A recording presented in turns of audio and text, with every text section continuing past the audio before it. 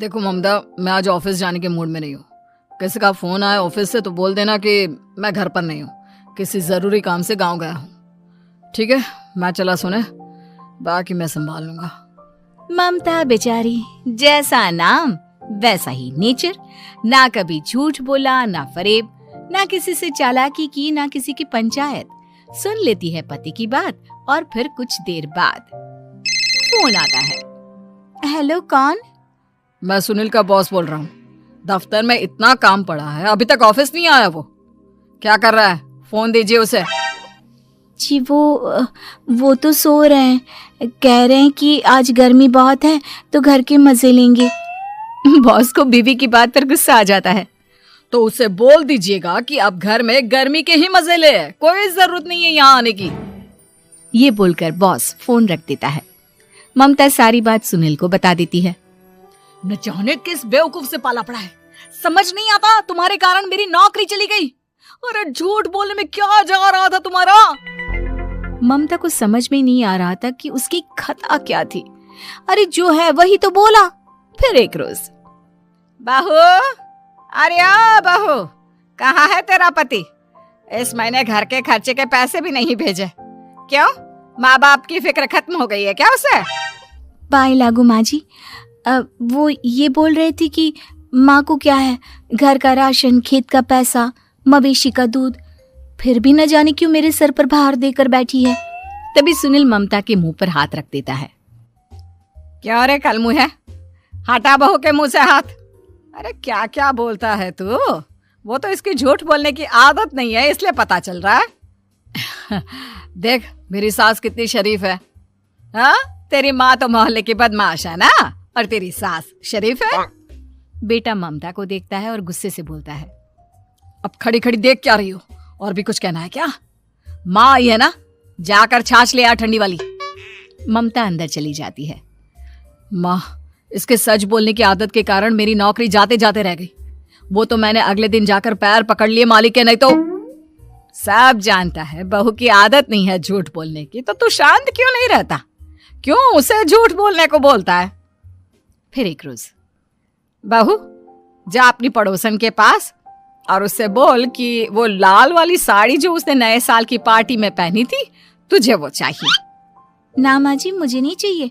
वैसे भी कल जिस शादी में जाना है ना, वहाँ के लिए तो मेरे पास काली साड़ी है। सास सर पर हाथ रखकर, अरे बुद्धू, मुझे चाहिए साड़ी।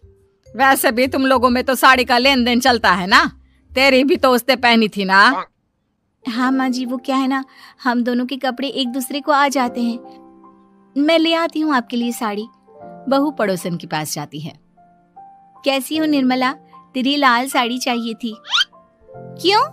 तू तो बोल रही थी कि तेरे पास काली वाली साड़ी है, तू वही पहनेगी, फिर लाल का क्या करेगी? अरे मैं तो काली ही पहनूंगी, लेकिन मेरी सास ने देखी थी तेरी लाल साड़ी, वो नए साल की पार्टी में तूने पहनी थी ना, तो इसलिए वो मांग रही है।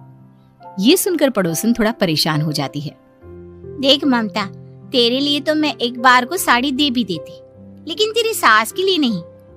वो क्या है ना, तू तो जानती है कितनी गंदी आदत है तेरी सास की। खाया पिया सब कपड़े पर ही पोंछ देती है। मेरी लाल साड़ी बहुत महंगी वाली है, पता चले उस पर हल्दी तेल का निशान लगा हो। ममता घर आ जाती है खाली हाथ। ममता को देखकर, नहीं देना उसका लूटी ने साड़ी। अब आए तुझसे लेने तेरा सामान, अच्छे से बताती हूँ। माँ जी, वो क्या है ना, मुझे तो वो दे रही थी, लेकिन आपके नाम पर नहीं दी। अरे किसने बोला था मेरा नाम लेने को? बोल देती तुझे पहनना है, लेकिन ना, तू तो ठहरी सच की देवी। न जाने सास क्या सोचती है और हंसने लगती है। अरे माँ, क्या हो गया? क्या सोचकर हंस रही है? याद है जब बहू को देखने गए थे? हाँ बस सही बात है। याद आ गया कैसे मेरी सास बाजार के खाने को बोल रही थी कि ममता ने बनाया है। और बहू ने आकर सब बता दिया कि ये सारा खाना तो बाजार से आया है, वो भी कल्लू हलवाई की दुकान से। ममता दोनों की बात सुन रही थी। हाँ माँ जी, वो कल्लू हलवाई का ही था। मुझे तो आज तक पता नहीं चला कि माँ ने क्यों कहा कि मैंने बनाया है। खैर, मैं तैयार होती हूँ, शादी में जाना है ना। पूरा परिवार शादी में जाता है, जहाँ खाना वाना खाकर सभी बैठे होते हैं कि एक औरत ममता की सास से कहती है, क्या बात है बहन जी, मेरी आपकी बात हुई थी तो आप तो बोल रही थी कि लाल साड़ी पहनने वाली हैं, तो मैंने ये काली पहन ली। पता होता कि आप लाल नहीं पहन रही हैं तो मैं ही अपनी लाल पहनाती। अच्छा जी, तो इसलिए पूछा जा रहा था। अरे इतनी साड़ियां हैं कि क्या बताऊं। मैंने सोचा तो था, पर ये सामने दिख गई तो यही पहन लिया।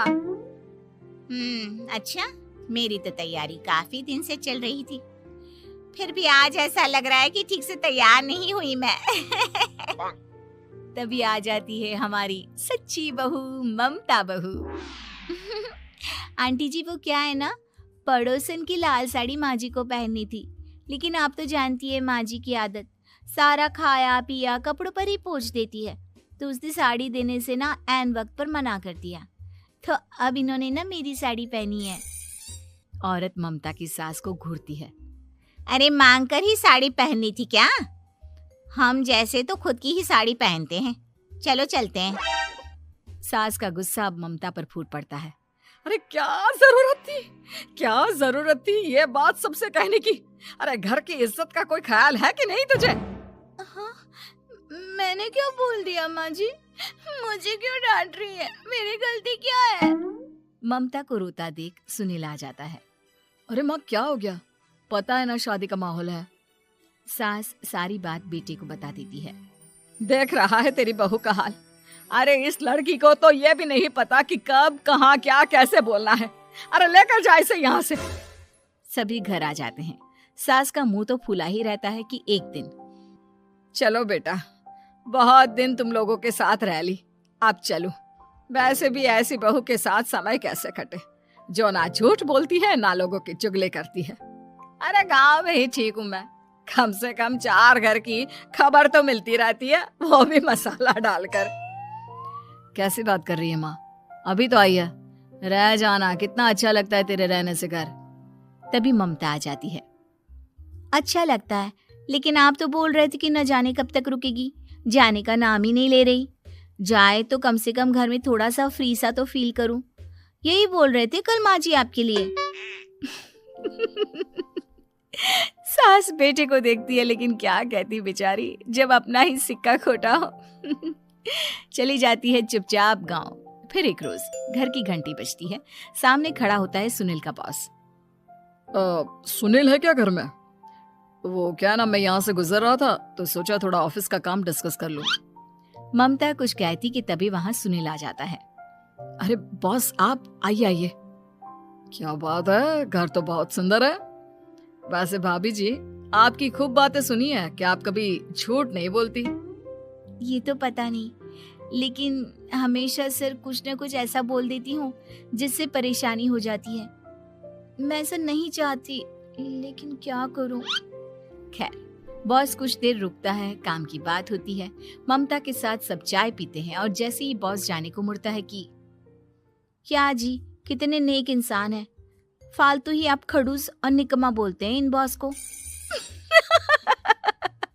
अब क्या, बॉस के कान तक खुद के लिए अनमोल वचन पड़ जाते हैं। और फिर ओह, तो ये बात है। और क्या कहता है ये? अरे बॉस, आप भी किसकी बात पर विश्वास कर रहे हैं? अरे इससे तो ये भी नहीं पता कि आलू प्याज कहाँ रखा है। अरे ये क्या जाने क्या बोलना है क्या नहीं बोलना है। मतलब जो मुंह में आ रहा है बोले जा रहा है। भाभी जी आप बताइए। नहीं नहीं बॉस, लग रहा है कि कुछ गलत बोल गई मैं। वैसे ये सिर्फ इतना ही बोलते हैं कि आप में कोई टैलेंट है ही नहीं, आपकी नौकरी इन्हीं के कारण तो बची हुई है। अरे बस कर ले अम्मा, अब क्या करवा कर मानेगी, बड़ी मुश्किल से तो नौकरी बची थी मेरी। सही कहा, बची थी लेकिन अब निकल गई। तेरे टैलेंट के भरोसे चल रही है ना मेरी नौकरी, अब देख तू। अच्छा, तो आप भी यही मानते हैं? वैसे ये बात तो है, सुनील काफी टैलेंटेड है। बॉस चला जाता है।